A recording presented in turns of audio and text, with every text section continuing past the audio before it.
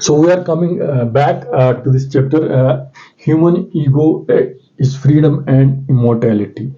So it's a very interesting chapter in the sense that Iqbal has not only devoted whole chapter to it, but you can say it's one of the important foundations or edifice of his own philosophy also, because the very word ego or human ego, it's also normally seen in terms of his Iqbal's notion of self or khudi.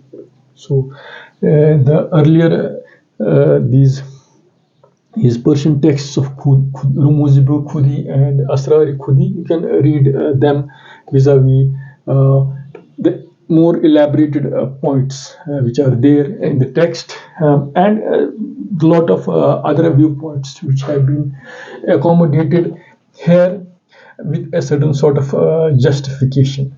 So you can see Iqbal is basically straddling with his idea of self, his understanding of self, not only through the mystical traditions of Islam or East, as well as the Western maybe interface of Western thinkers, how they appropriated or appreciated this engagement of self. So this engagement of self cannot be there without we don't understand knowledge, how we characterize the knowledge, how do we know, and how do we know, and in that context how do we know ourselves, or how the self uh, knows.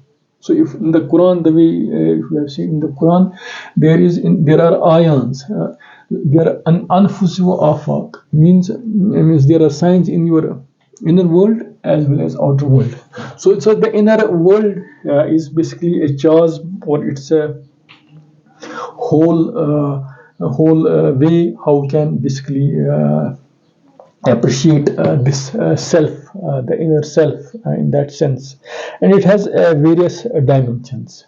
So, if in Islamic theology, in Islamic, what I should say, things, you can have thinkers from Ibn Sina to Imam Razi to Mullah Sadra to whole scholars, even in Shah Waliullah.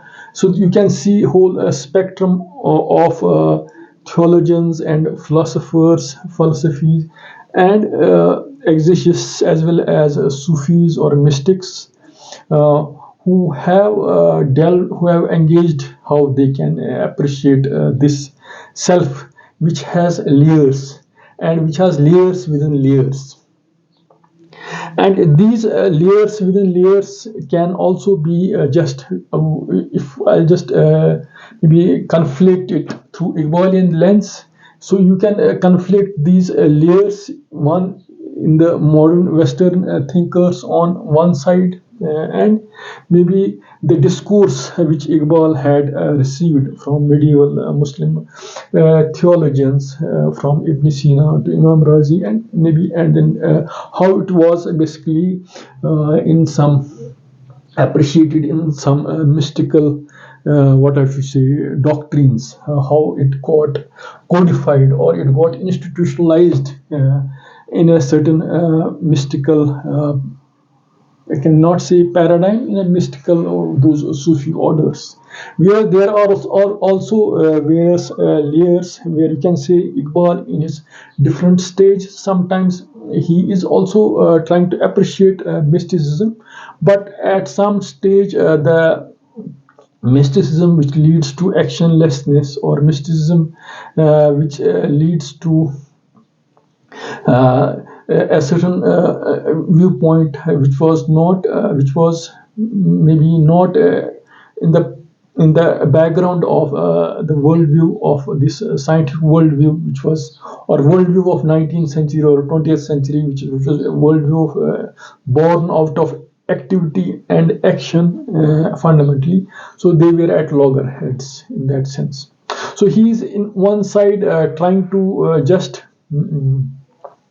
recast or rescue a certain mystical interpretation of self from a tradition, and he's conflating it vis-a-vis the 19th century Western thinkers in that sense, from maybe Nietzsche to a lot of thinkers. You can see it that way, to Schopenhauer, and you can see it that way.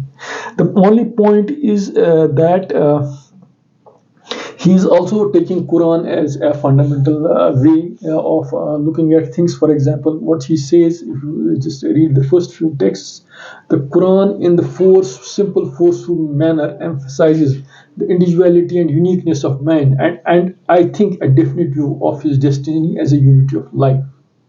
So in the way Adam's there in that sense, so God gave man his the choice or freedom to choose his own destiny in that sense. So verily we propose to the heavens and to the earth and to the mountain to receive the trust, but they refused the burden and they feared to receive it. Man undertook to bear it, but had proved unjust, senseless. So in that sense, so you can see the coming up to the what is call of trying to be what I should say, choosing your own destiny as a self-conscious being who is given both paths, imma kufura wa shukura. He can go either way. So it is in his thing that he can choose it. So that's the greatest trust.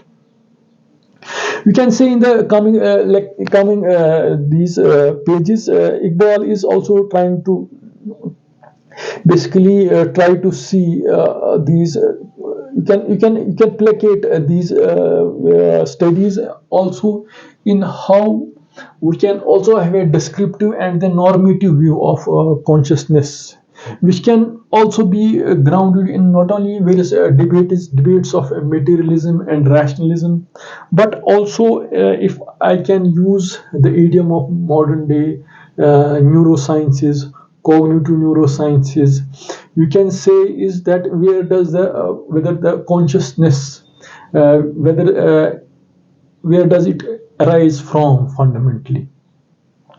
So if we say Quran, or if we say in Iqbalian idiom, so it's in the Amr, in the Amr of Allah. So in the deep down in yourself or in yourselves, there is an innate recognition of ultimate reality as a creator, which is to be appreciated and recognized. But if we just see against a background of a physicalistic view of consciousness, a view of consciousness which is only neurobiological or materialistic in that sense, such that the consciousness is basically, you can see it in as a sensate cognition only, not to be just grounded in some higher reality as that of creator or God or higher consciousness. Or if you can take Indic Indo-Islamic or Indic traditions also in some Brahman. So if you don't take it that way, so the modern day thinkers they not only if deny consciousness in that sense, they only take consciousness in terms of reductive materialism. And even in the background, even if we want to see the studies of consciousness or self, or in the words of Iqbal, khudi. So you can say if you go to the way Hume and Immanuel Kant, and they fundamentally they denied metaphysics in that sense, or they denied the conscious reality, embedding of conscious reality of your inner consciousness to some reality which is beyond material. Because according to Kant, so any reality which is outside matter, any metaphysics which is outside matter, you cannot fundamentally reach there. So here comes Iqbal's partial answer if you read later pages also. And if you read Iqbal in consonance with Henry Bergson, that consciousness, intelligence, intuition is higher form of intellect, or how the appreciative self has a gaze uh, towards that ultimate reality, and which is somehow intuitive in that character. It may not be discursive, but it may be it's intuitive, and it tries to perceive the ultimate reality in terms of wholes, and there you can find a scope for mysticism, or scope of your self to appreciate those realities of mystic way of appreciating the self, which is layered in your own inner self. So, how the Sufis or the mystics uh, practically try to just reach there, the purification of your self. So if we take the Quran, so there is this nafs lamama, nafs amara, and nafs mutmaina. So how are the various stages where you can reach to that higher stage of higher self, where the duality, the Cartesian, so the fundamental duality, the Cartesian duality, which is there, the existence of your self I, which cannot be denied. So in relation to the external world, that duality, the Cartesian duality, which is there in that sense. So if you have to just that bifurcation has somehow to be what I should say dissolved. So you have to, in the Iqbalian theme, in the mystical way of looking at it, you can dissolve that duality or binary by going from a certain way in that sense. And if you want to, Iqbal's addition to that way of looking at mysticism is that he wanted to appreciate mysticism in terms of action also, in terms of the age in which he was living or appreciating in that sense. So the scientific materialism and the mystic consciousness can they go in hand in that sense. So you can see the first he's quoting this Halaj and other people. So what we are going to see first, I'll just try to have sweep of some how can appreciate this human ego or consciousness or khudi or self or ruh, or there are various ways, words for what I should say in that sense.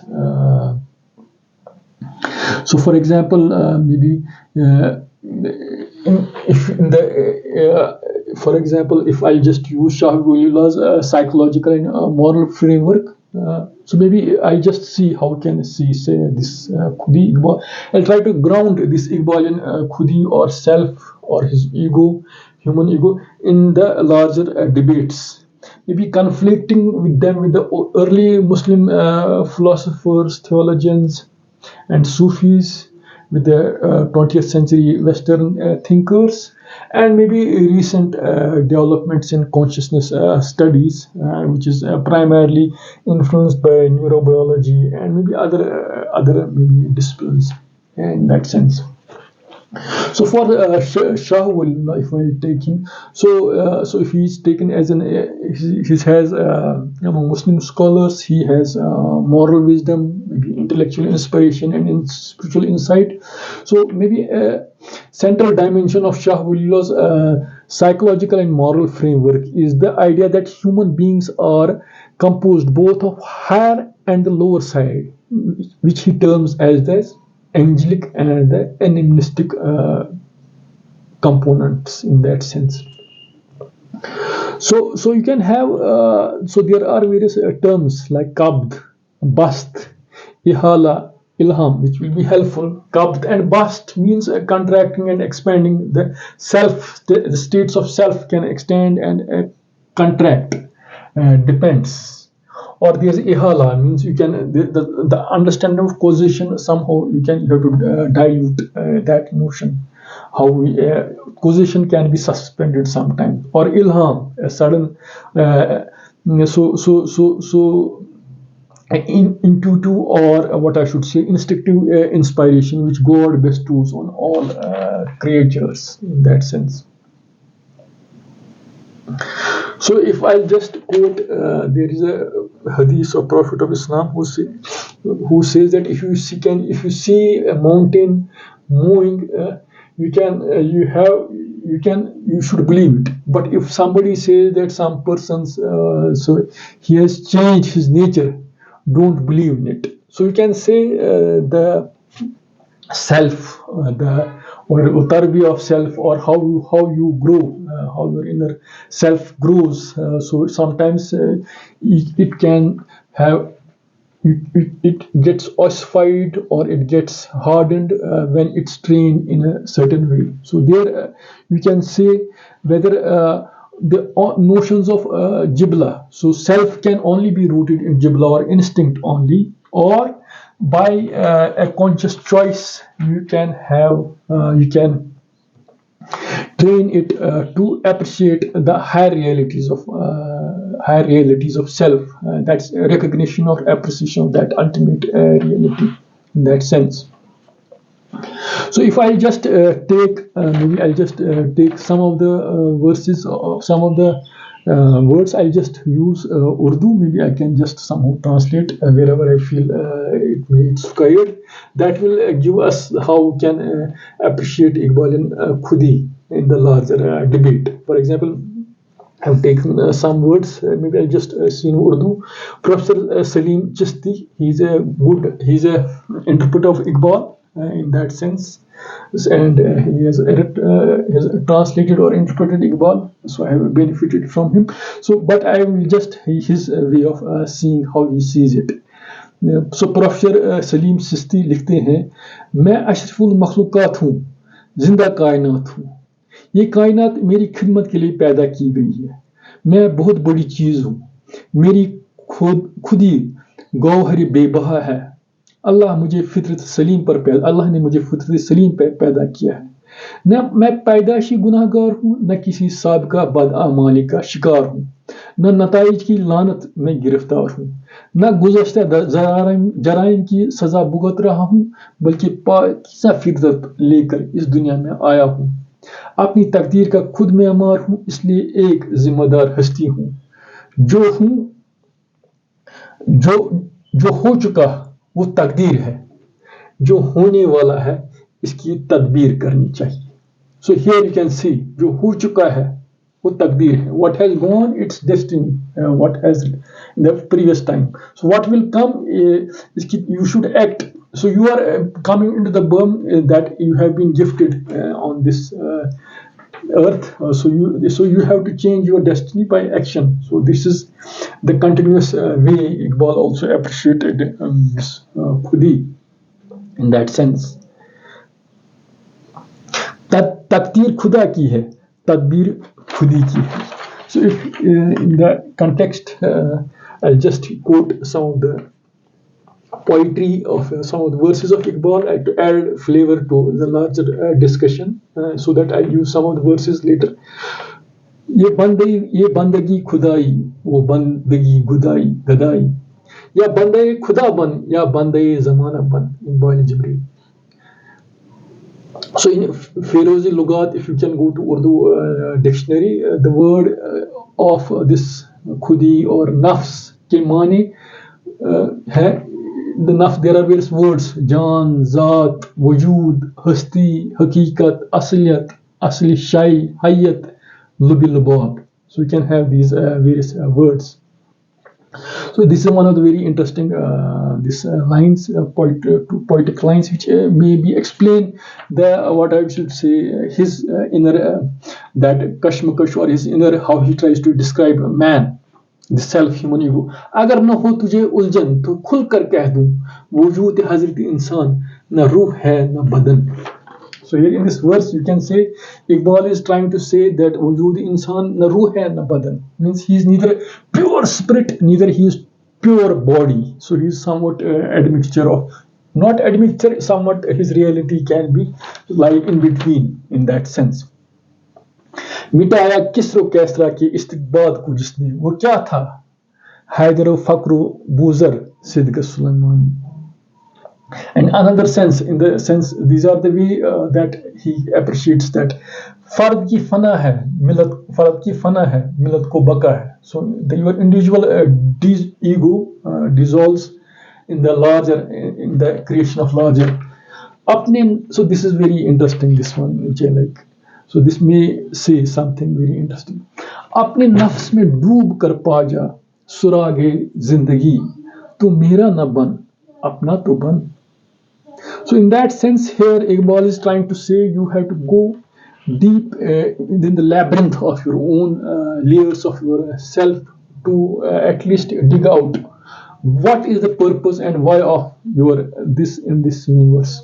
So in that sense, you will, if you cannot reach to really that ultimate reality of God, but God is imploring you to at least know yourself in that Socratean dictum, know thyself. At least you know yourself in that sense.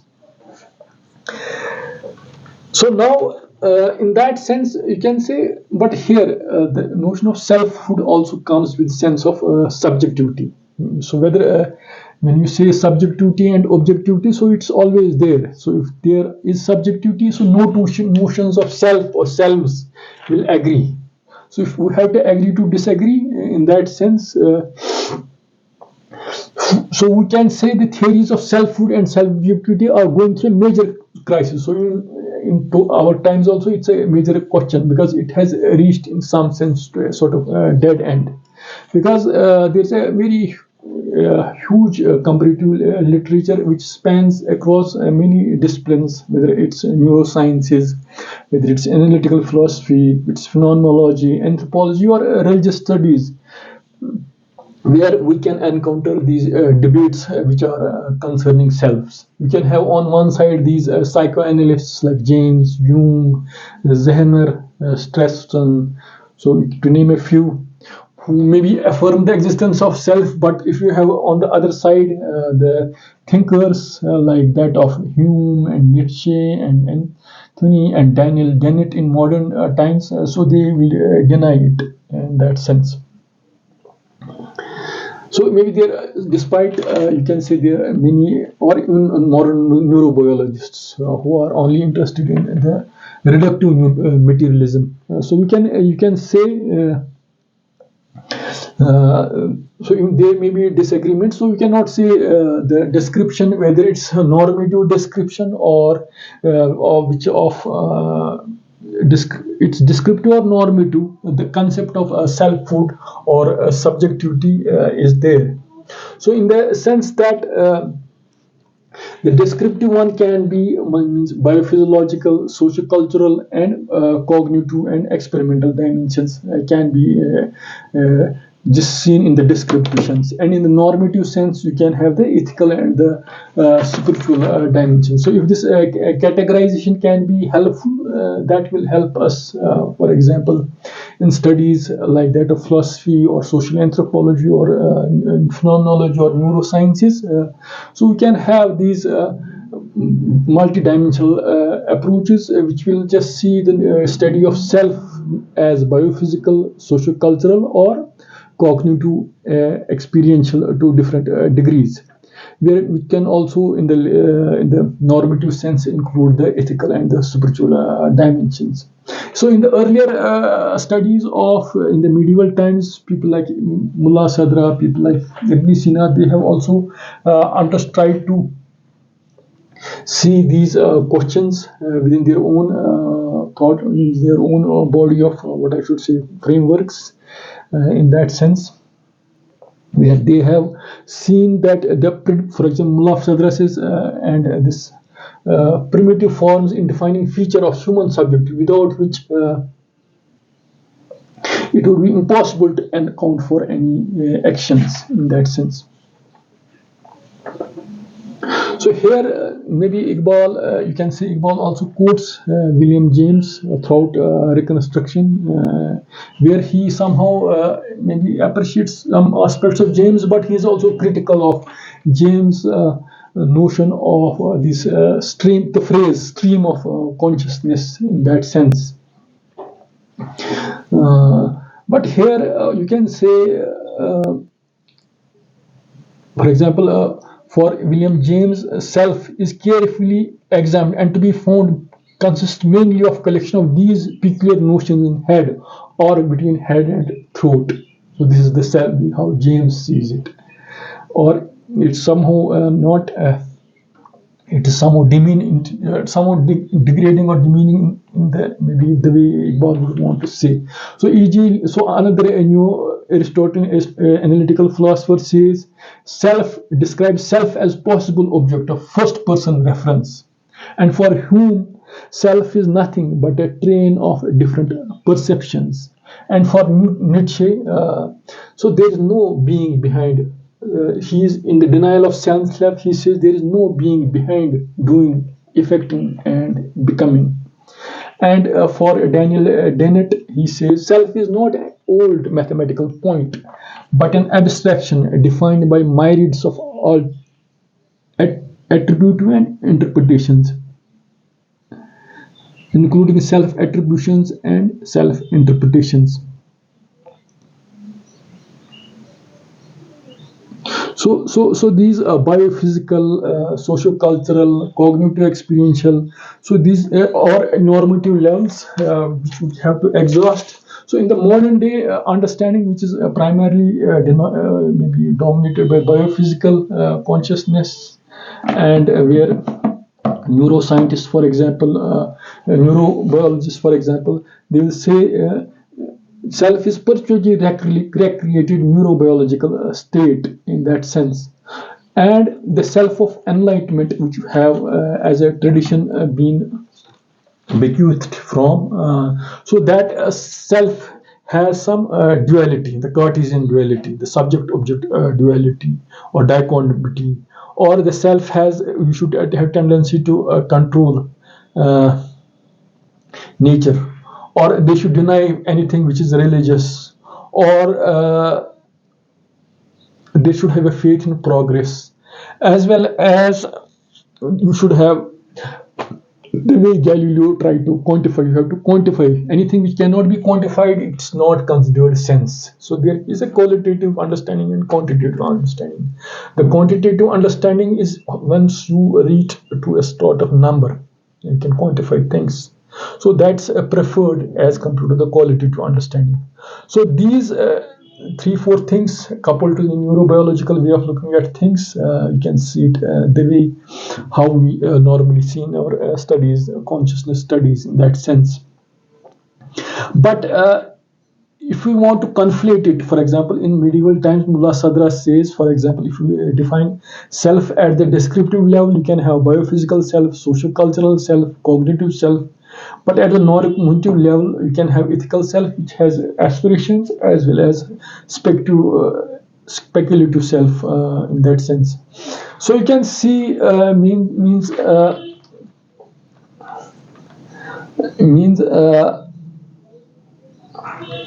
various words. The way Quran has these nafs, amara, allama, and mutmaina, medieval mystics have used different categories or words. For example, for nafs, animal sense is zat is self essence, soul. These are different words. Nafs haywani, nafs malamati, nafs qalb, intellect, or sir, which is secret, nafs khafi. So these are different words where you can characterize these studies of self or ego or I amness. You can say that. And which can also include the social self, because self cannot be seen individual only. So what enables the self to attribute social facts of the self? What's the basic structure of consciousness that self must assume in order to construct a meaningful picture of the world in which it is part? So for example, various theories of self so if you take to the religious way of looking at things, from Suhrawardi to Mullah Sadra to Shankara to Mukherjee to Heidegger. So for example, in Iqbal has quoted here in the book somewhere, he's quoting.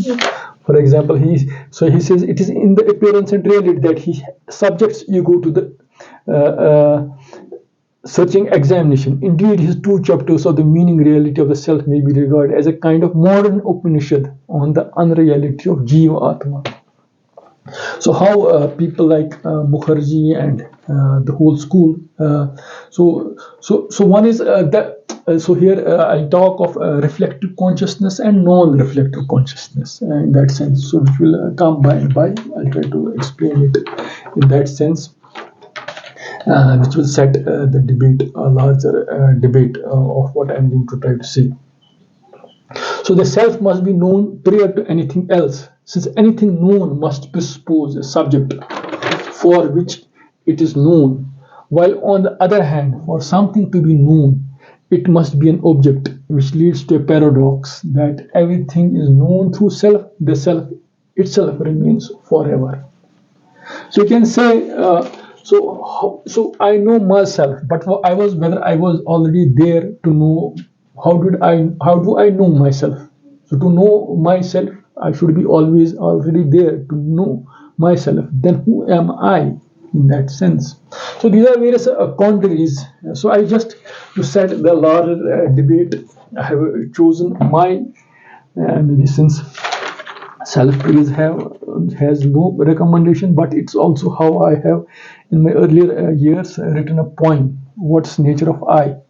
And interestingly, the lot of things which I had discussed, maybe they have also been maybe people like Ibn Sina maybe have, or they have also these. This becomes very interesting question, how they have addressed this question. So I'll read this poem, and which will later set how we'll see things, which will include not self, not only through reflective consciousness, but also as non-reflective consciousness. And you will see the self has various layers. And in the self, we have shaʿūr-e-zātī. And shaoor also should have a shaoor before means self shaoor of the shaoor. So I'll see what is the I am trying to say. What is the nature of I? So the nature of I is set of constructs, perceived mental complexes in continuous continuity, with continuous flux of its existence in perpetual flow of developmental activity, which grows, ponders, reflects, rejects, accepts, judges, synthesizes its own history in a picture culminating reality of its existence into a story, with consciousness the ladder through which this I decides, memory the process where this changing nature of I resides, with new experiences gained layer by layer, finding the solution of what it finds, with intelligence the integrated activities of what this I winds or reminds, ego the seat where the focalization of all processes culminates into a trend, with struggles and ties tending to foster a purposeful end, widening the affairs of human states towards a tension, seeking an inward extension with an extension so as to have the whole, the I, in satisfying expression. Now, so what is the nature of I? While knowing this I does not remain that I. It's the I with some added knowledge, what I gain after that changed I. What is this constant I, which knows this change of I after knowing I? What is this constant I, which knows that constant I, which I knows that changing nature of that changing I? This I after is known, but remains unknown because of its constant and changing nature, which culminates in difficulty towards an approach of its infinite nature. Finite in terms of difficulty to fathom it. So you can see it in the poem. So I'm trying to say this thing. So we'll see later how Ibn Sina and other debates they have also come up. How this nature of I, it's puzzling as well as baffling in that sense. So in the baffling in that sense, how this. So in that sense, you can say there is something called what Suharwardi calls my representation of myself is something other than myself, precisely because it is a representation in relation to my I. Your knowledge of yourself is not through representation. Each I expresses itself as concrete particular I, or owner of a given subjectively non-reflexive self-knowledge in that sense. So all perceptual acts presuppose a prior self-knowledge, zati, in that sense. So it may sometimes lead to sort of, in that sense, an eternal regress. So you can have a linguistic way of how you can do away with this regress, which I'll see how Ibn Sina deals with it. So you can also see how Bertrand Russell has this notion of knowledge by contents and knowledge by description in that sense, where you can have varieties of non-reflective self-knowledge. One is the reflective self-knowledge. The other is non-reflective self-knowledge. You are sure about your existence self. The other is the reflective self-knowledge. You have many layers to the self. You again come back to the original self. So, but you presume that self is already and always there. So, in the exploration of varieties of non-reflective self-knowledge, as philosophers as that of Augustine, Shankara, Kant, Husserl, Heidegger, Mukherjee. So, in order to bring out the centrality of non-reflection knowledge, is a theory of self. The very fact that self knows that it does not know itself shows that it has self-knowledge of some sort. So even in the way Cartesian way of denying everything, you cannot deny the self. But it's in that negative sense. But in the affirmative sense, you have to you just accept the presence of self, while you can explore, go beyond self to know more things which may be related to self. So whether a new Advaita philosophers like Mukherjee, maybe who have influenced tremendously in modern day Hinduism, for example, from Aurobindo Ghosh to Mahatma Gandhi to Rabindranath Tagore to Dayanand Saraswati, this is also the way they have just tried to categorize the self in that sense in the Advaita theory, which is that self knowledge is self revelational and which has a character of consciousness. So Advaita theory of self is based on the self-revelation character of consciousness. So you can have objective consciousness, or you can have mediated consciousness, you can have functional consciousness. So without going into these things, you can include modern day thinkers like Heidegger, who use the terms like Wesen, or being with some care. So which how you can appreciate the fundamental this thing, that ion, that sign, which you can appreciate.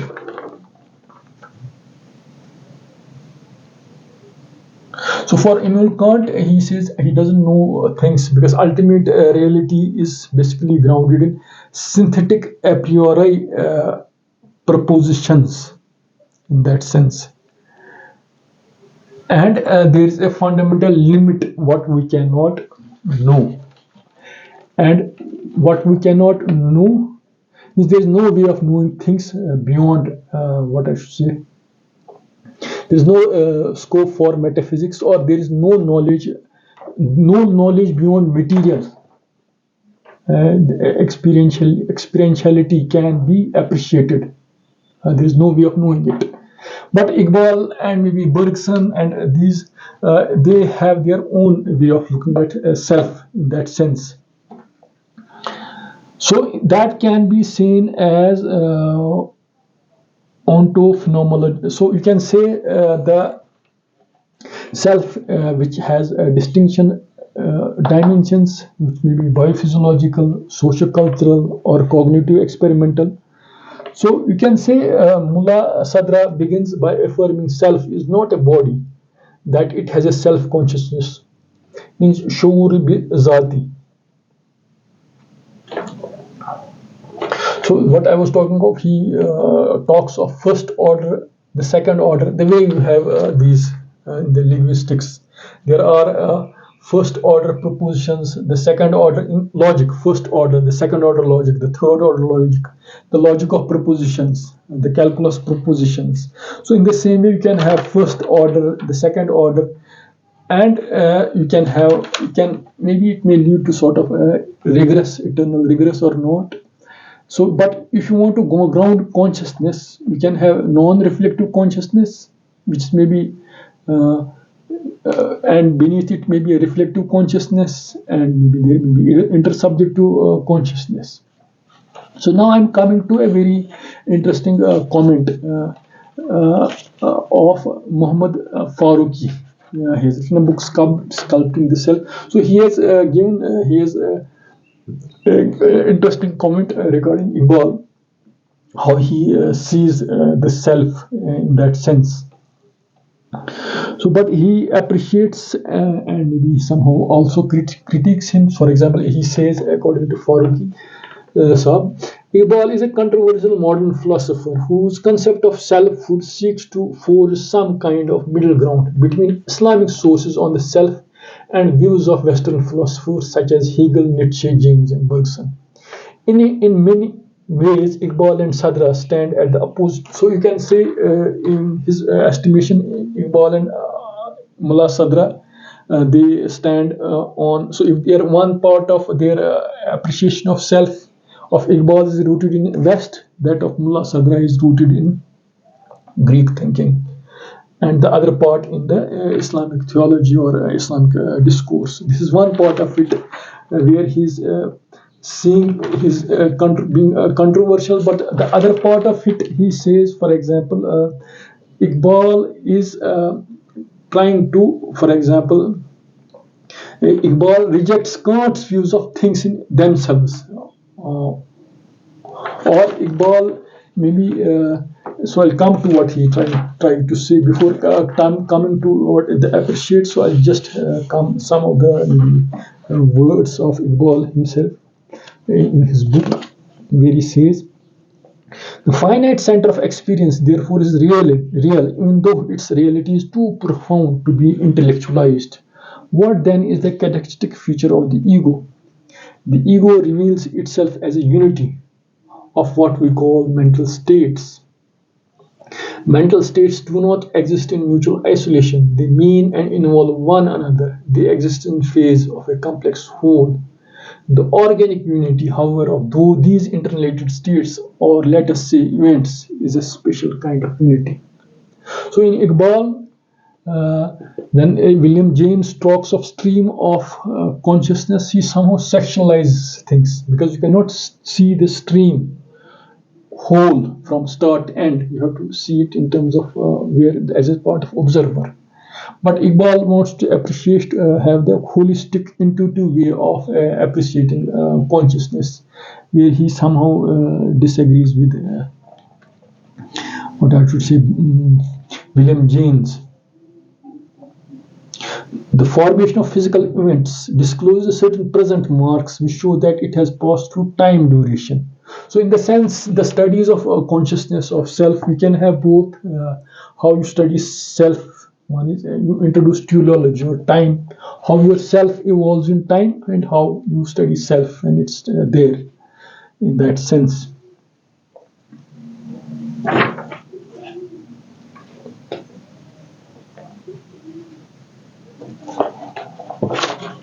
So here,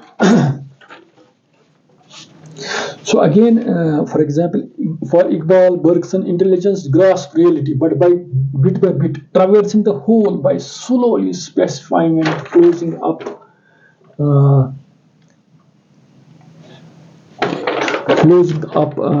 the spaces of, closing up the various regions, which while intuition grasps wholesome at once, thought fixes on the gaze, on the temporal aspects of the reality, which I was talking of.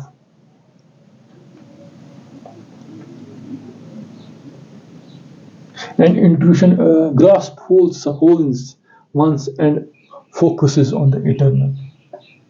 So Iqbal views Kant's view of things in itself as inaccessible. in that sense. So here we can say, which I'll just discuss. So maybe before what Iqbal says, so modern Upanishads, for example. So, for example, Iqbal appropriates idealists Hegel, Nietzsche, Bergson when it comes to self, and in terms of, so whether you have Paul Churchland, who says that self is a quaint holdover of folk psychology, and for Francis Crick, a biologist, who says, a physicist biologist, it's merely a pack of neurons, means the circuitry, the electrical circuits, the way we appreciate circuits, it's more a complicated biochemical and physiological and electrical activity integrated in some sense, but more complex.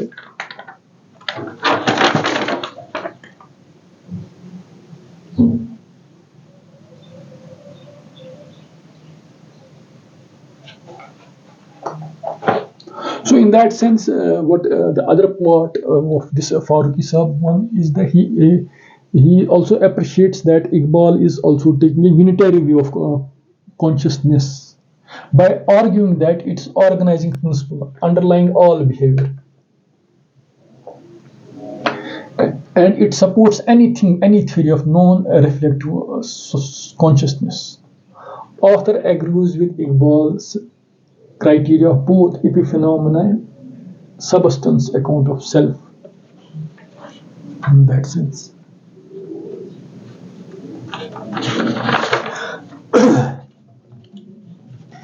So in the Greco-Islamic Indian conversations, I also previously talked of this Shah Waliullah Dehlvi, which, for example, Allama Iqbal also says that perhaps the first Muslim who felt the urge to a new spirit in him was Shah Waliullah of Delhi.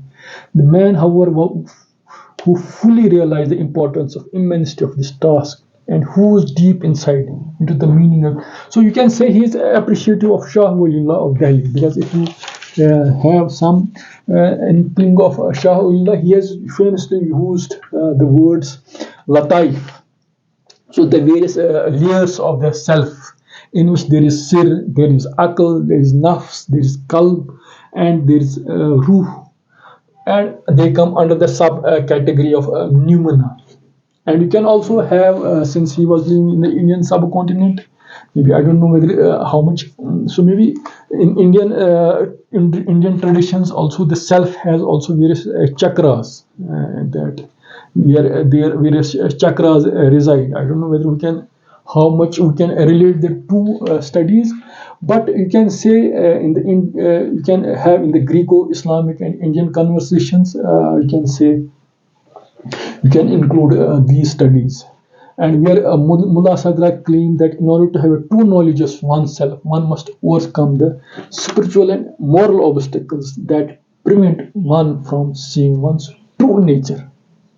So, coming to your inner, the ultimate reality, which you want to appreciate in that sense.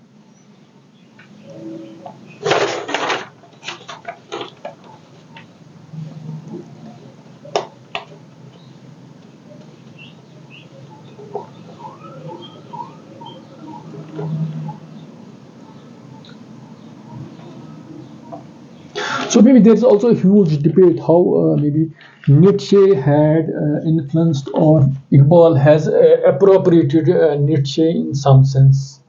Maybe Nietzsche is in the book, Iqbal is appreciating Nietzsche as a prophet. In some uses words like prophet, he uses his appreciation for history, Nietzsche, but somehow he is somehow also his Nietzsche's understanding of time. He somewhere writes in his book that Nietzsche's time is circular. It's not that his notion of becoming is not that becoming in the real becoming. It's the repetition. As he's using the words, he's masquerading a repetition for becoming. So in that sense, his notion of self, his notion of khudi, which is more informed from Islamic spiritual traditions, and his discomfort with the mystical way of interpretations of 19th century and its sociological, in his understanding, negative influences which lead to sort of actionlessness, a certain interpretation of mysticism, and even in action trying to appreciate Islam or appreciate the trajectory of human self. When he says खुदा तुझे किसी तूफान से आशना करी कि तेरी मौजों की बहर में इज़्तिराब नहीं, the self, the continuous, you have to just your self should be in perpetual action, and you should that no destiny is true destiny in your action or in your, you should reach higher and higher.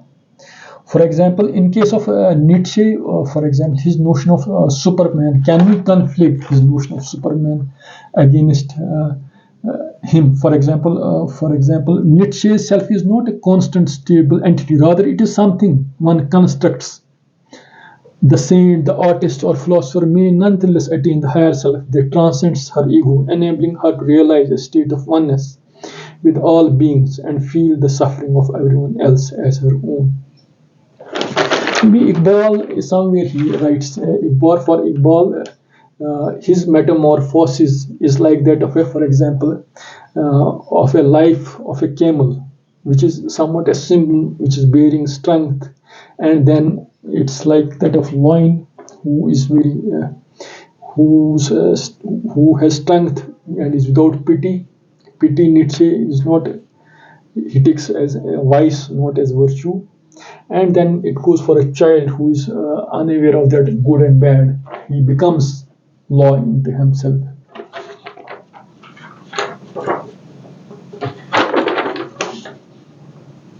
So in the Islamic traditions, if you want to see it in the Islamic traditions, you can see the debate of flying man. How what I should say, Ibn Sina constructed this Gedanken experiment, thought experiment, how we can appreciate flying man, that a person who, that you are being there, your body or flesh or bones, you being you, you can be you, your notion of self is independent of your body. That's the main point of that flying man experiment, or that conceptualization, or that realization in that sense. So for Ibn Sina, this shaūr-e-zātī, which he calls, and for that shaūr he talks of something called self-awareness. He calls awareness of the awareness. Normally we talk of consciousness, awareness of being aware, or which Ibn Sina also says awareness of awareness, shaūr, in that sense. So awareness argument is a model of self-awareness as a reflexive relation of the cognitive subject to herself, in that sense. So awareness of self-awareness is different from self-awareness. It is one thing to be aware of oneself, and another thing to have second order awareness of self, of his self-awareness, such as when one remembers what one was aware of oneself, and no lack of later warrants and inference. So in that sense, I was also previously, when I talked about the point, so you being I, so it's the prior given, but whatever you know, after you are aware, you become aware later of something more. So it becomes non-reflective consciousness. So you are being aware, and you are being aware of your awareness. There are two distinctions. But in case of these later awarenesses, which you can take as sort of not eternal regress, you can take it as regress to the primary awareness. And the later awarenesses are potentialities, in the words of Ibn Sina, in that sense. The primary awareness becomes more important in that sense. And there may be various debates of logic and linguistics, which may deal with these paradoxes or quandaries of first order logic, second order logic. So maybe that may be another debate. But here, whether we can relate them with these theories of self or consciousness or not, maybe linguists and people working in philosophy of computer science, so they can, it will be another subject. But here now I want to connect things with some 20th century modern philosophers regarding various notions of self. Maybe, and maybe see where I can see Iqbal, if we can see where you can locate Iqbal, or where we can see, for example, Descartes, Hume, Kant, Heidegger, Sartre, and one maybe R.D. Lange is one of the psychiatrists of 20th century in that sense.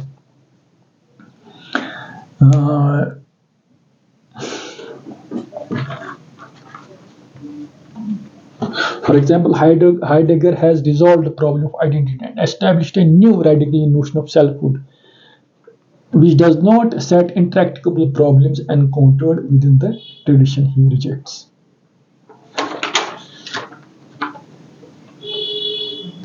For example, for Steiner, only self is real. Everything else, community, society, God, and even man and individual, are abstraction. So for him, Steiner, egoism is nihilistic and atheistic. So this is the one extreme of it, maybe how it leads to. So you deny, so everything, you become too self-centered. But for R.D. Lange, in his one of the studies of schizophrenia, he says the possible outcome of more than usual. The difficulty is being a whole person with the other and not sharing common sense way of experiencing oneself. So in dividing self, Lange says sanity or psychosis is tested by degree of conjunction or disjunction between two personas where one is same by the common consent. Means a schizophrenic is basically playing sometimes power games. So he dilutes his sense of self with the larger society, so that he just so our definition of self is always held. If you say psychosis is tested in degree of conjunction or distinction between two personas where one is sane by common consent.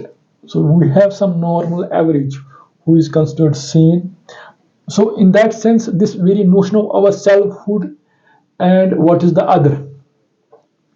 So it's not that the so it's sort of also repellence against the individualism of modern day mind, being too individualistic or being too professional. So that has a reaction to it, that definition or that philosophy in that sense.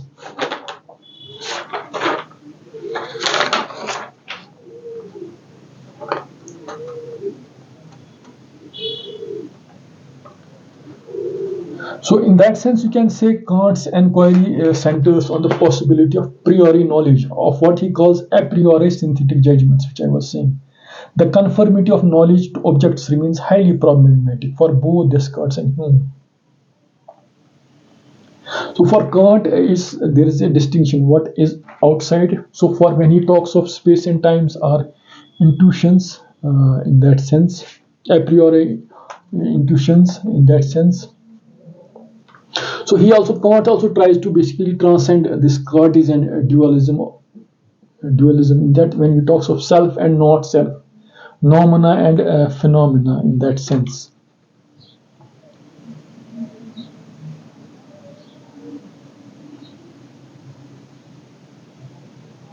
So the roots of Kant's theorizing are in a Cartesian model of self as a kind of object becoming subject. So in this background, if we say Sartre, he says one must be conscious in order to choose, and one must choose in order to be conscious. Choice and consciousness are one and the same thing. So Sartre for example, uses some words.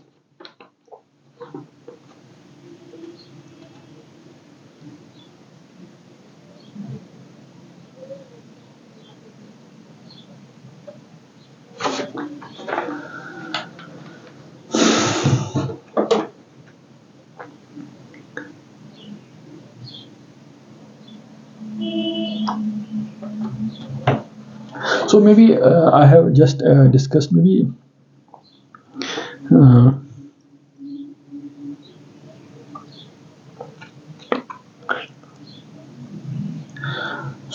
going beyond Immanuel Kant.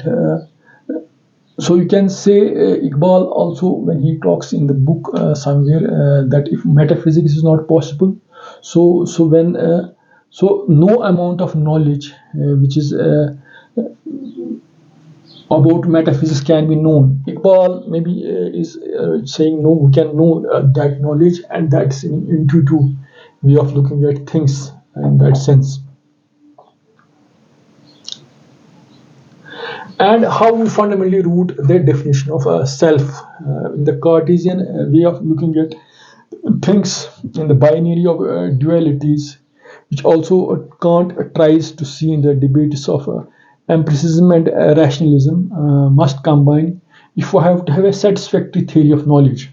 So before we have to theory of, he grounds the theory of self in his theory of knowledge. In the theory of knowledge, you have what I should say. He wants to bridge the chasm of rationalism and empiricism, and where how does he bridge? He takes those into two truths which are a priori in that sense.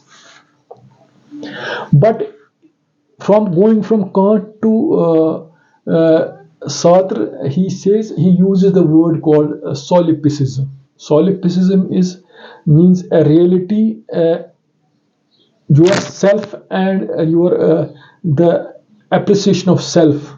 So sometimes the distinctions get dissolved into one. So you and the other, that duality, it's not dissolved in that perfect sense. So in the sense that only you exist, you and other exist with some minor that sense. The famous phrase of Sartre is that of look, Sartre's look, where Sartre says, Sartre presents a picture of self exists only in conjunction with others, a self which the other is immediately present to me, despite my physical distance, which may separate us. Now here, in that sense, in this entire thing, that I and I, you are you. You cannot be I cannot be you. Or you can be I once you come where I come. Once you enter my shoes. So that slight distinction is there. But in these things can be just what I should say, the Kantian, the Sartrean, the human. So you can see these notions of self can in the Western tradition be seen the way Heidegger has constructed this notion of being or Dasein. And Dasein is more than a being in that sense. Dasein is not being, it's being with care, according to Heidegger in that sense. So Dasein is not self, it's being with care. And Heidegger self is not distinct but transcendent, or more actually transcending, the method used to focus the problem of knowledge of not self, the problem of continuity of self over time. So Dasein is the being, the process of existing, and resists the attempt to characterize it as a subject. So here this resists to the characterize it as a subject in that sense. So this perfect duality of I, me and the other. So if again if Iqbal's that, I'll come to that verse when he says that अगर न हो तुझको उलझन तो खुल कर कह दूं वजूद हज़रत इंसान ना रूह है ना बदन. So the older duality of mind and matter, self and not self, self and not self, and not rooted in something called being or Dasein, and being or Dasein being ultimate. Dasein has some propensity, but in the mystical or Islamic discourses, you can see it is rooted in anfus, is rooted in some ayani savda. So the deeper realities of self, deeper layers of self in terms of shaʿūr, the way he takes of lataif. So the deeper realities of the deeper labyrinth of self, if it's properly cultivated in a certain mystical way, it will come to realization of some fundamental reality in that sense. So in that sense, the way Iqbal says that अपने नफ्स में डूब कर पा जा सुराज जिंदगी तो मेरा न बन अपना तो बन या अगर न हो तुझे उलझन तो खुल कर कह दूं वजूद हजरत इंसान so है न बदन. So whether so you can see Iqbal maybe trying to straddle these different debates, and these different debates can be conflicted the way neurobiologists, the way materialists, the way panpsychists, or who want to only visualize consciousness from a materialistic or from a this interpretation in that sense.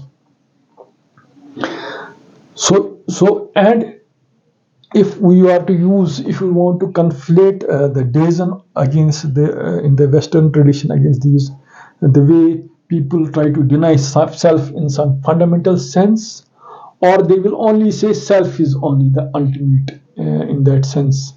No, they will not deny self in the fundamental. They will see self in terms of binary, the dualities, the Cartesian dualities, or the way we construct knowledge in some fundamental sense. And that sense, and whether there is a knowledge or reality which is out, which cannot be seen through the chasm of appearances and forms. The mapping of what you see outside, the experiences and sensations with regard to your knowledge and logic inside that mapping. So maybe in today's lecture I tried to just connect these different ways of looking at things, the way Iqbal has also tried to see things.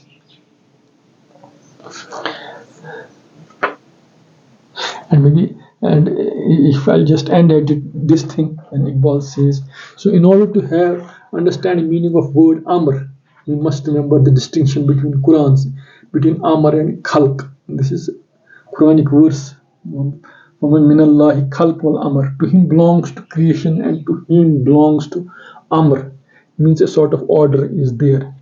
So it's like your nafs. So at some point, it's also you have been created by some order, but in that order you also have that in that divine foreclosure also it's not purely you are obeying something. You have also for freedom to explore things either way, as a nafs shukura kafura, either way. Maybe I'll try to see self, notions of self, different interpretations of self, medieval notions, Muslim theologians, and some philosophers try to make the debate of self. And there may be how Iqbal particularly sees self with his khudi and rumuz be khudi, asrar khudi and rumuz be khudi. Maybe in the next lecture I'll try to see it in that sense, part of it. But in today's lecture I try to just connect in different ways this thing. Maybe you might have whatever you like it or how you find it. So it will be. I would like that you will like it, whatever I have tried to say it today. Thanks for listening.